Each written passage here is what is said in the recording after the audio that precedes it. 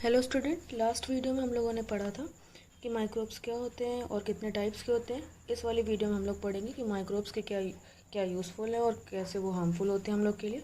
First हम पढ़ेंगे useful micro organism, making of food items. तो माइक्रोब्स का यूज़ किया जाता है फूड आइटम्स बनाने के लिए। जैसे बैक्टीरिया का यूज़ किया जाता है कर्ड बनाने के लिए। कौन सा बैक्टीरिया? लैक्टोबैसिलस बैक्टीरिया का यूज़ किया जाता है मिल्क से कर्ड बनाने के लिए। बैक्टीरिया का यूज़ मीट को सॉफ्ट बनाने के लिए भी किया जाता है। दूसरा माइक्रोब है ईस्ट। इसका यूज़ किया जाता है ब्रेड, पेस्ट्री, केक बनाने के लिए। इसमें एक प्रोसेस होती है फर्मेंटेशन। फर्मेंटेशन कौन सी प्रोसेस होती है? ये ईस्ट करता है। इसमें क्या करता है? वो शुगर का ब्रेक डाउन होता है into carbon dioxide and alcohol. इस प्रोसेस को हम कहते हैं फर्मेंटेशन। और इससे बनती है कार्बन डाइऑक्साइड, जिसकी वजह से जो ब्रेड होता है, जो डो होता है, वो क्या होता है? राइज होता है, वो फूल जाता है और सॉफ्ट बनता है। तो ईस्ट का यूज़ किया जाता है ब्रेड, पेस्ट्री, केक बनाने में। उसके अलावा ईस्ट का यूज़ इडली, ढोकला, डोसा बनाने में किया जाता है। कुछ एल्गी जैसे कि क्लोरेला, इसका यूज़ किया जाता है एज अ फूड, क्योंकि इसमें बहुत ज़्यादा प्रोटीन और मिनरल्स प्रेजेंट होते हैं। अगर अगर एक ये एल्गी है, ये भी इसका यूज़ किया जाता है जेलीज बनाने में, पुडिंग बनाने में। सेकंड है कमर्शियल यूज़।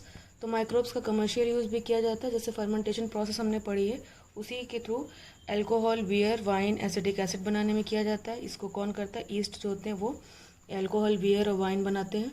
कुछ बैक्टीरिया जैसे कि वो यूज़ होते हैं कहाँ? टी और कॉफ़ी, टोबैको के प्रोडक्शन में यूज़ किए जाते हैं। बैक्टीरिया का use lactic acid, citric acid, acetic acid, जैसे जो विनेगर होता है उसको बनाने में भी किया जाता है। Medicinal use. तो बैक्टीरिया का यूज़ किया जाता है मेडिसिन बनाने में। फर्स्ट है प्रोडक्शन ऑफ एंटीबायोटिक्स।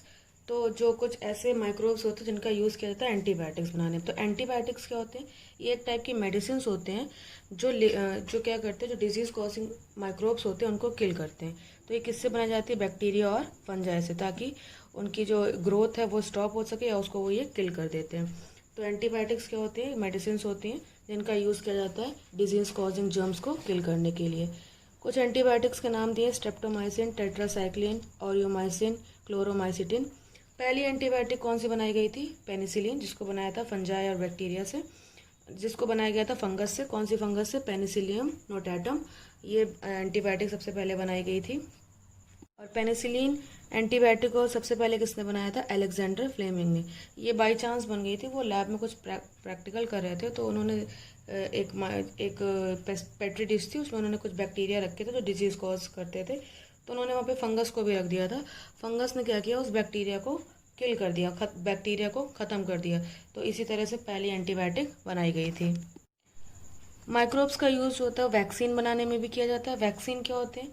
ये भी एक टाइप के मेडिसिन होते हैं जो हमारे इम्यून सिस्टम को एक तरह से स्ट्रांग बनाते हैं। और जो डिजीज़ कॉजिंग ऑर्गेनिज्म होता है, जब वो हमारी बॉडी में एंटर करते हैं तो उनको पहले से ही किल कर देते हैं। हमें दवा लेने की ज़रूरत भी नहीं पड़ती है।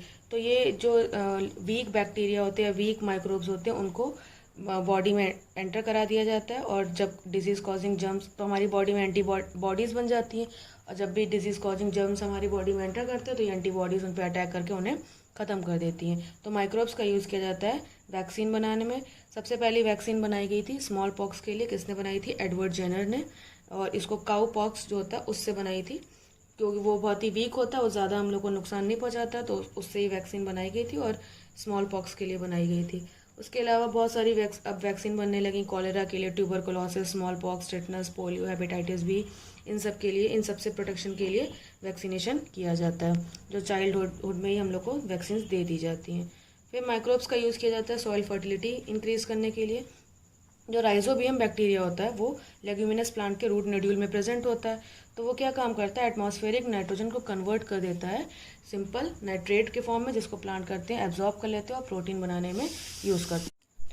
और बैक्टीरिया एक होता है, एक ब्लू ग्रीन एल्गी होते हैं, ये भी क्या करते हैं? एटमॉस्फेरिक नाइट्रोजन को फिक्स करने का काम करते हैं, वो भी सिंपल नाइट्रेट के फॉर्म में कन्वर्ट कर देते हैं। और माइक्रोब्स का क्या काम होता है? Cleaning the environment. जो डेड प्लांट और एनिमल्स होते हैं उनको डिकम्पोज करने में भी हेल्प करते हैं माइक्रोब्स, जैसे बैक्टीरिया और फंगस, जिससे क्या होता है? एनवायरनमेंट क्लीन होता है। उसके अलावा माइक्रोब्स के और भी यूज़ हैं। टैनिंग के प्रोसेस में यूज़ किया जाता है और बैक्टीरिया का बायोगैस बनाने में यूज़ किया जाता है। तो ये सारे यूजेस थे माइक्रोब्स के। अब कुछ माइक्रोब्स हम पढ़ेंगे जो हार्मफुल होते हैं, जो डिजीज़ कॉज करते हैं ह्यूमंस में, एनिमल्स में, प्लांट्स में। तो पहले हम पढ़ेंगे disease causing microbes in humans. तो पहले तो हम समझेंगे पैथोजेंस क्या होते हैं। जो भी माइक्रोब्स डिजीज़ कॉज करते हैं उन्हें हम बोलते हैं पैथोजेंस, ठीक है। तो ह्यूमंस में कौन कौन से माइक्रोब्स डिजीज़ कॉज करते हैं? बैक्टीरिया, वायरस, प्रोटोजोआ, फंजाई, ये सब क्या करते हैं? डिजीज़ कॉज करते हैं। और ये किस टाइप की डिजीज़ कॉज करते हैं? Communicable disease. कम्युनिकेबल डिजीज़ क्या होती है? वो डिजीज़ जो इन्फेक्टेड पर्सन से किसी हेल्दी पर्सन में ट्रांसफ़र हो जाए थ्रू एयर, वाटर, फूड या फिजिकल कॉन्टैक्ट, या फिर किसी एनिमल के थ्रू जो हेल्दी पर्सन, जो इन्फेक्टेड पर्सन से हेल्दी पर्सन में ट्रांसफ़र हो जाए, उन डिजीज़ को हम बोलते हैं कम्युनिकेबल डिजीज़। जैसे कि कोल्ड, चिकन पॉक्स, ट्यूबरकुलोसिस। तो ये ऐसी डिजीज़ हैं जो किसी भी इन्फेक्टेड पर्सन से अगर आप उसके कांटेक्ट में रहते हैं या उसके आसपास रहते हैं तो ये आपको हो सकती है। जैसे चिकन पॉक्स अगर घर में किसी को होता है तो उससे कहा जाता है आप थोड़ा सा दूर रहिए, क्योंकि उसके जो माइक्रोब्स होते हैं वो एयर में भी प्रेजेंट रहते हैं और आप पे अटैक कर सकते हैं। तो ये डिजीज़ क्या होती है? Communicable disease. तो यहाँ पर ये चार्ट दिया जिसमें बताया गया है कि कौन से माइक्रोब से कौन सी डिजीज़ होती है। पहला है वायरस। तो कौन कौन सी ह्यूमंस में डिजीज़ होती है? Common cold, influenza, dengue fever, polio, hepatitis B, chicken pox, measles, mumps, small pox, rabies, AIDS. और बैक्टीरिया से कौन सी डिजीज़ होती है? Typhoid, cholera, tuberculosis, anthrax, tetanus, food poisoning, diphtheria, plague. Protozoa से malaria, kalazar, amoebic dysentery, sleeping sickness. और fungi से होती है रिंगवॉर्म, ये एक टाइप की स्किन डिजीज़ है। ये जो माइक्रोब्स होते हैं वो एनिमल भी बहुत टाइप की डिजीज़ कॉज करते हैं। तो बैक्टीरिया से कौन सी डिजीज़ होती है? कैटल हो गए जैसे आपकी काऊ, बफेलो, उनमें होती है एंथ्रैक्स, ट्यूबरकुलोसिस। पोल्ट्री यानी कि ये जो होते हैं, जो हैन वगैरह होती है, उनमें ट्यूबरकुलोसिस, फाउल कॉलेरा और डायरिया। वायरस से कैटल्स में कौन सी होती है? फूड एंड माउथ डिजीज़, रैंडरपेस्ट और काउपॉक्स। पोल्ट्री में होती है foul pox, Ranikhet, bird flu. तो प्लांट में कौन सी डिजीज़ कॉज करते हैं ये माइक्रोब्स? तो बैक्टीरिया जो है वो कॉज करता है ब्लाइट, किसमें? राइस में। बैक्टीरिया सिट्रस कैंकर करता है, जो सिट्रस फ्रूट जैसे कि लेमन होता है उसमें। फंजाई जो होता है वो रेड रॉट, शुगर केन में। और फंजाई रस्ट भी कॉज करता है वीट और मस्टर्ड में। फंजाई टिक्का एक डिजीज़ कॉज करता है ग्राउंड नट में। फंजाई स्मट डिजीज़ कॉज करता है वीट में। वायरस से टोबैको मोजैक और येलो वेन मोजैक डिजीज़ होती है प्लांट्स में। टोबैको मोजैक टोबैको में होती है, येलो वेन मोजैक होती है भिंडी में। तो जो माइक्रोब्स होते हैं वो हमारे लिए यूज़फुल भी होते हैं कुछ, और कुछ जो होते हैं वो हमारे लिए हार्मफुल भी होते हैं। अब माइक्रोब्स और क्या काम करते हैं? जो हमारा फूड होता है उसको क्या कर देते हैं? स्पॉइल कर देते हैं, उसे ख़राब कर देते हैं। क्या करते हैं? उसमें ये ग्रो करते हैं और हार्मफुल सब्सटेंस प्रोड्यूस करते हैं, जिससे फूड कैसा हो जाता है? उसमें पॉइजन बनने लगता है, जो कि बहुत ही ज़्यादा हार्मफुल होता है। अगर ऐसे फूड को आप कंज्यूम कर लेंगे तो क्या हो जाएगा? फूड पॉइजनिंग हो सकती है, और फूड पॉइजनिंग भी बहुत ही ज़्यादा हार्मफुल हो सकती है, उससे डेथ भी हो जाती है। तो फूड को प्रोटेक्ट करने के लिए यहाँ पर कुछ मेथड दिए हैं कि आप फूड को कैसे कर सकते हैं, प्रिजर्व कर सकते हैं, ताकि फूड में जो ये माइक्रोब्स हैं वो ग्रो ना करें और फूड को ख़राब ना करें। तो यहाँ पर हम कुछ मेथड्स पढ़ेंगे जो फूड प्रिजर्वेशन में हेल्प करते हैं। तो केमिकल मेथड, इसमें हम क्या करते हैं? फूड में केमिकल्स ऐड कर देते हैं, जैसे कि sodium benzoate, citric acid, potassium metabisulphite. ये जो होते हैं जैसे जैम, जेली, इन सब में ऐड कर दिया जाता है ताकि उस पर ख़राब ना हो। फिर कॉमन सॉल्ट, जैसे कि अब अचार वगैरह बनते हैं तो उसमें सॉल्ट ऐड कर दिया जाता है ताकि उसमें कोई जर्म्स ना लगें।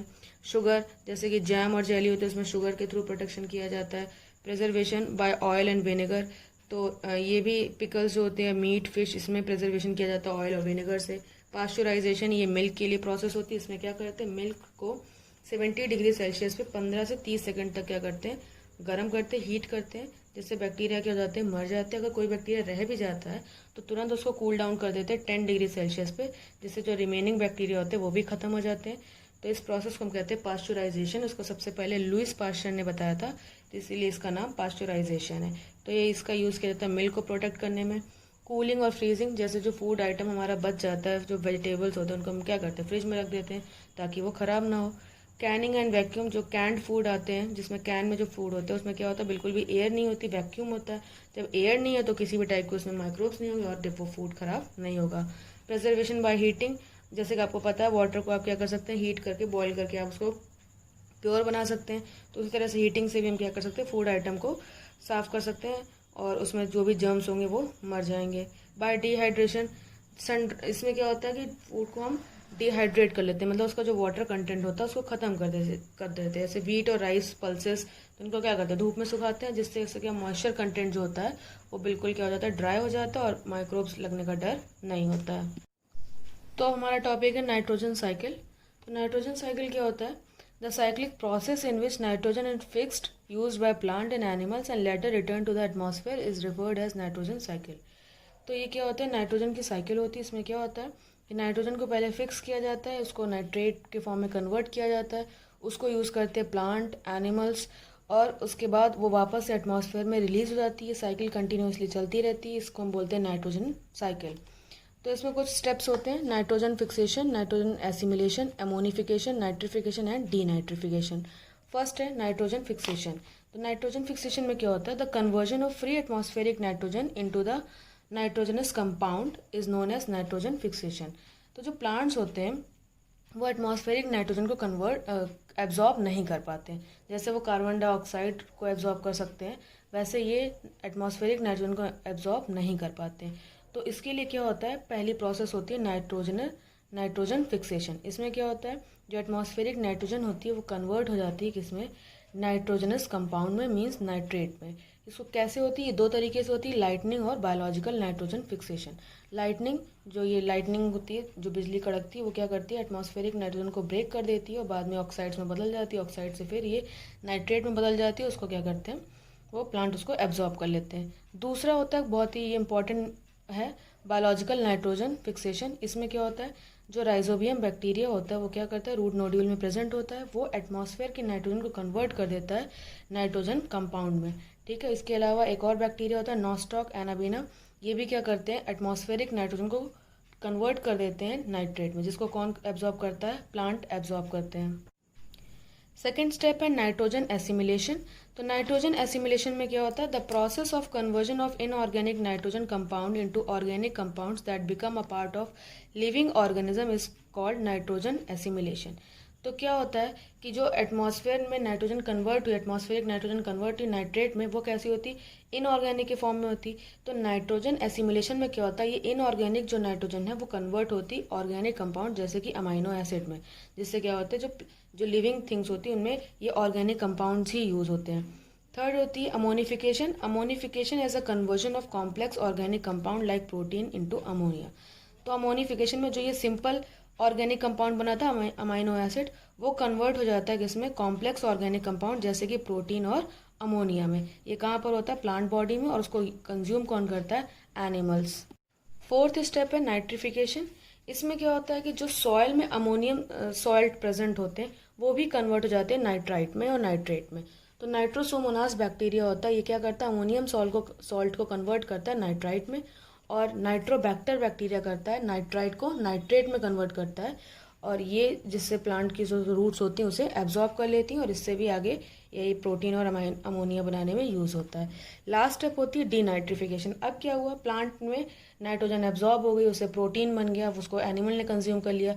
तो जब प्लांट और एनिमल की डेथ हो जाती है तो क्या होता है? जो माइक्रोब होते हैं उसे डिकम्पोज करते हैं। अब ये नाइट्रोजन किस फॉर्म में? नाइट्रेट के फॉर्म में।